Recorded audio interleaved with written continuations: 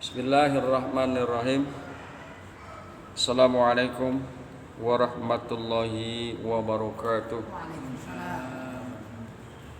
Pembahasan kita pada pagi hari ini yakni Al-An'am ayat yang ke-54 sampai dengan 55, di mana di dalam Al-An'am ayat yang ke-54 dan 55 Allah kemukakan, A'udzu billahi minasy syaithanir rajim. Wa idza ja'akal ladzina yu'minuna bi ayatina, dan apabila orang-orang yang beriman kepada ayat-ayat kami itu datang kepadamu.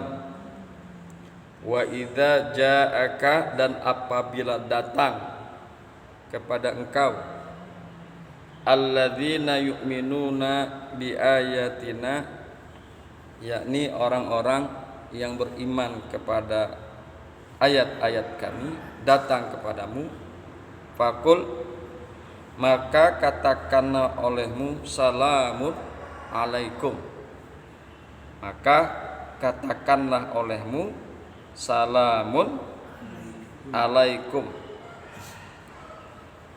Kataba rabbukum ala nafsihi ar-rahmah. Kataba rabbukum ala nafsihi ar-rahmah. Tuhanmu telah menetapkan atas dirinya rahmat. Annahu man amila minkum su'an bijahalatin, yakni bahwasanya barang siapa yang berbuat kejahatan di antara kamu disebabkan oleh kejahilan. Annahu man amila minkum, barang siapa yang di antara kalian melakukan su'an, akan perbuatan jahat, bijahalatin, dengan kejahilan, summa taba min ba'dihi, kemudian dia bertobat setelah itu, setelah mengerjakannya. Summa taba, kemudian dia bertobat, min ba'dihi, setelah dia melakukannya, wa aslaha, dan kemudian dia mengadakan perbaikan, wa aslaha, dan mengadakan perbaikan, fa annahu ghafurun rahimun, maka sesungguhnya Allah Maha Pengampun lagi Maha Penyayang. Fa annahu, maka sesungguhnya siapa Allah, fa annahu, hunya kembali kepada Allah, fa annahu, maka sesungguhnya Allah, Ghafurun, Maha Pengampun, Rahimun, lagi Maha Penyayang. Wa kadzalika nufassilul ayati, wa kadzalika nufassilul ayati, ya. Dan demikianlah, wa kadzalika, dan demikianlah, nufassilul ayati, kami jelaskan akan ayat-ayat itu, walitastabina sabilul mujrimin, dan supaya jelas jalan para pendosa. Al-mujrimun adalah orang-orang yang berdosa. Walitastabina, dan agar jelas, supaya jelas, sabilul mujrimina, jalan orang-orang yang berdosa, jalan para pendosa. Itulah kira-kira terjemahan daripada Al-An'am ayat yang ke-54 dan 55. Hadirin yang berbahagia, hamba-hamba Allah yang mudah-mudahan selalu dirahmati oleh Allah Subhanahu wa taala. Setelah melarang, Rasul sallallahu alaihi wasallam mengusir orang-orang lemah dan miskin yang beriman dengan tulus. Yang ayat kemarin sudah kita bahas. Melalui ayat ini beliau dituntun agar bersikap lemah lembut kepada mereka. Tuntunan itu antara lain adalah apabila orang-orang yang melecehkan orang lemah dan miskin datang kepadamu, maka jangan hiraukan mereka. Dan apabila orang-orang yang beriman kepada ayat-ayat kami itu datang kepadamu, khususnya mereka yang miskin dan lemah, maka katakanlah terlebih dahulu kepada mereka, salamun alaikum. Semoga keselamatan dan kesejahteraan selalu menyertai kamu. Semoga keselamatan dan kesejahteraan selalu menyertai kamu, atau keselamatan dan keterhindaran dari segala bencana menyertai kamu. Tuhan pemelihara dan pembimbing kamu, wahai seluruh makhluk, telah menetapkan atas dirinya rahmat, yaitu yang dia janjikan untuk seluruh hambanya. Ketetapan yang tidak berubah, yakni bahwasanya barang siapa yang berbuat kejahatan di antara kamu, apapun jenisnya, disebabkan oleh kejahilan, yakni kecerobohan, dorongan nafsu atau amarah dan semacamnya, kemudian dia bertobat setelah mengerjakannya, yakni menyadari dan menyesali kesalahannya, bertekad tidak mengulanginya dan memohon ampun kepada Allah, serta mengadakan perbaikan terhadap jiwa dan aktivitasnya, sedikitnya perbaikan yang menjadikan segala yang rusak atau keliru kembali ke keadaannya semula, maka kejahatannya akan dihapus, karena sesungguhnya Allah Maha Pengampun, bahkan akan menganugerahkan kepadanya rahmat, karena Dia Pengampun lagi Maha Penyayang.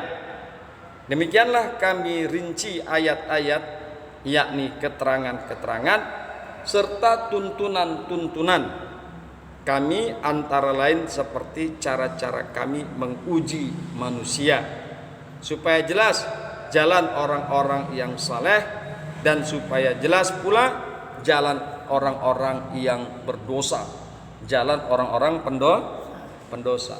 Jadi kemiskinan itu adalah satu ujian. Kemiskinan satu ujian. Kekayaan pun satu ujian. Agar jelas mana jalan orang-orang yang saleh dan taat kepada perintah Allah, dan mana jalan orang-orang yang berlaku dan berbuat dosa. Hadirin yang berbahagia, hamba-hamba Allah yang mudah-mudahan selalu dirahmati oleh Allah Subhanahu wa taala. Kemudian di dalam tafsir Jalalain dikemukakan, a'udzu billahi minasyaitonir rajim, wa idza ja'aka, dan apabila telah datang kepada engkau, dan apabila telah datang kepada engkau. Siapa yang datang kepada engkau? Alladzina yu'minuna bi ayatina, yaitu orang-orang yang beriman dengan ayat-ayat kami. Jadi ja'a itu menjadi fi'il. Fa'ilnya alladzina yu'minuna bi ayatina. Dan apabila telah datang orang-orang yang beriman dengan ayat-ayat kami telah datang kepada engkau, faqul lahum, maka katakanlah olehmu kepada mereka, kepada yang datang kepada engkau, yakni orang beriman. Faqul lahum, maka katakanlah kepada mereka, salamun alaikum. Salamun alaikum. Mudah-mudahan kesejahteraan dan keselamatan selalu menyertai kalian. Kataba, qada, Allah telah menetapkan. Kataba rabbukum, qada rabbukum ala nafsihi, Tuhan engkau, Tuhan kalian telah menetapkan ala nafsihi, atas dirinya rahmah, telah menetapkan rahmah, annahu ay asya'na, yakni keadaannya, yakni perihalnya, wa fi qira'atin bi fathah, ya. Dan di dalam satu qiraat dibaca dengan fathah, badalun minar rahmah, sebagai bentuk badal atau pengganti daripada rahmat. Jadi ada sebagian qiraat bukan annahu tapi annaha, ya, sebagai bentuk daripada kata ganti daripada kata rahmat.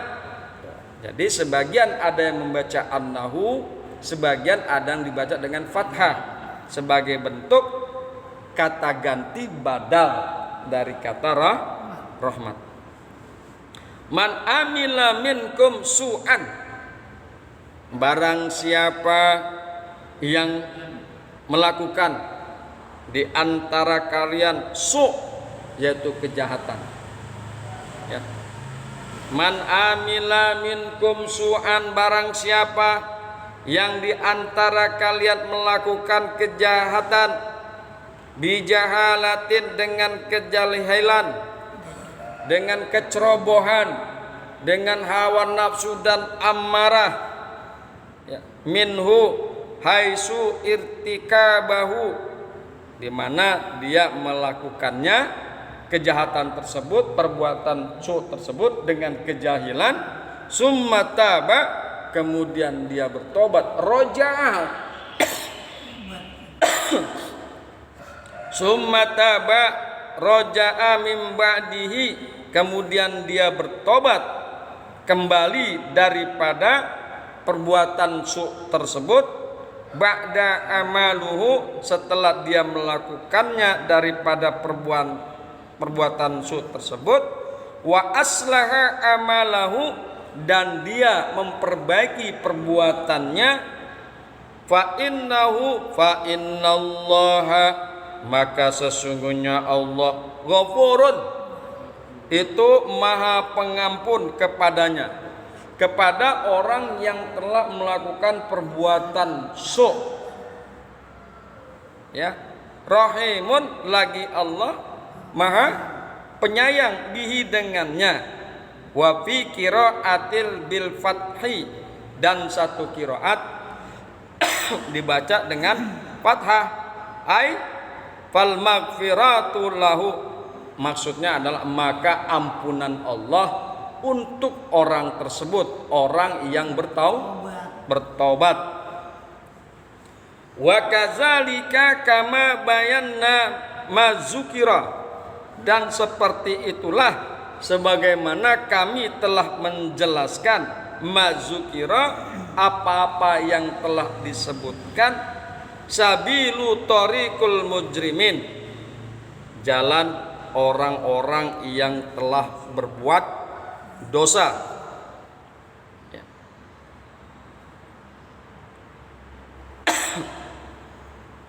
Patas tanabah wa fi qiraatin bitah taniyati wa fi ukhra bil fawqaniyati wa nasbi sabila khitabun lin nabi sallallahu alaihi wasallam.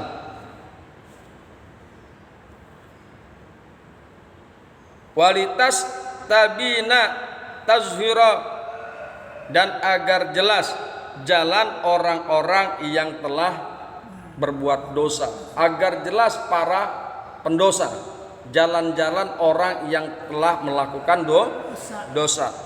Kemudian engkau menjauhinya. Dalam suatu qiraat dibaca liyas tabina, yang kita baca litas tabina, tapi dalam satu qiraat ada yang membacanya liyas tabina. Bila lapas sabil dibaca nasab, maka pembicaraannya ditujukan kepada Nabi sallallahu alaihi wasallam. Hadirin yang berbahagia, hamba-hamba Allah yang mudah-mudahan selalu dirahmati oleh Allah Subhanahu wa taala. Itulah yang dikemukakan oleh Imam Jalaluddin di dalam tafsir Jalalainnya. Kemudian kita akan coba sebentar untuk menambahkan wawasan berkaitan dengan ayat 54 dan 55 daripada surat Al-An'am. Hadirin yang berbahagia, hamba-hamba Allah yang mudah-mudahan selalu dirahmati oleh Allah Subhanahu wa taala. Penyebutan kata fakul, maka katakanlah olehmu lahum kepada mereka. Katakanlah pada ayat ini, demikian juga ayat-ayat yang lain mengandung makna penekanan kandungan apa yang dikatakan itu. Sedang pengulangannya sekali lagi dalam ayat ini, di samping untuk makna tersebut juga untuk mengisyaratkan bahwa larangan kedua itu berdiri sendiri. Hadirin yang berbahagia, hamba-hamba Allah yang beriman, ayat ini mengandung isyarat betapa orang-orang lemah serta mukmin memperoleh keistimewaan dari Allah Subhanahu wa taala. Pertama, jika mereka datang menghadap Rasul, maka Rasul sallallahu alaihi wasallam diperintahkan untuk mengucapkan salam kepada mereka. Padahal secara umum yang merupakan tuntunan Allah dan Rasulnya adalah ia memasuki ruangan yang hendaknya menyampaikan salam, bukan yang ada di dalam ruangan. Jadi posisi Rasulullah ada di dalam ruangan, tapi Rasul justru yang mengucapkan salam, salamun alaikum fakul, maka katakanlah olehmu hai Muhammad lahum kepada mereka salamun alaikum. Ini satu hal yang berbeda.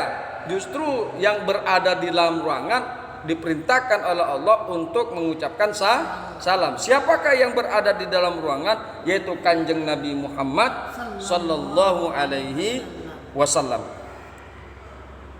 Memang boleh jadi perintah ini hanya diperintahkan sekali saja, yakni ketika berita gembira tentang rahmat yang ditetapkan Allah Subhanahu wa taala atas dirinya disampaikan kepada mereka sesuai bunyi ayat ini. Yang kedua, keistimewaan yang kedua adalah berita gembira tentang pengampunan dan ridho Allah Subhanahu wa taala atas mereka apabila mereka bertobat dan mengadakan perbaikan atas jiwa dan aktivitas mereka. Ya, apabila mereka bertobat wa aslaha dan mengadakan perbaikan akan perbuatannya, maka Allah fa innahu ghafurur rahim, maka sesungguhnya Allah Maha Pengampun lagi Maha Penyayang.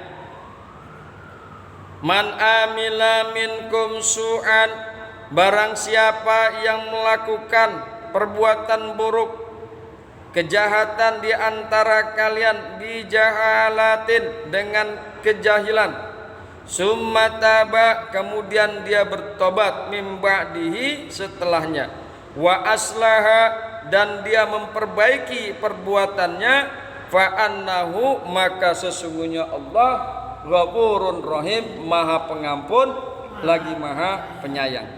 Perhatikan kata-kata bijahalatin yang telah kita kemukakan. Bijahalatin artinya kejahilan. Artinya kejahilan, kebodohan, kecerobohan, hawa nafsu, perbuatannya didasari dengan hawa nafsu dan amarah. Nah, itu adalah dalam kategori kejahilan. Sementara ulama berpendapat bahwa kata ini tidak harus dipahami sebagai pembatasan atau syarat bagi pengampunan yang dijanjikan. Karena setiap dosa yang dilakukan seseorang pastilah disebabkan oleh kejahilan dalam berbagai maknanya. Kita berbuat buruk karena kita nggak tahu bahwasanya itu adalah perbuatan buruk.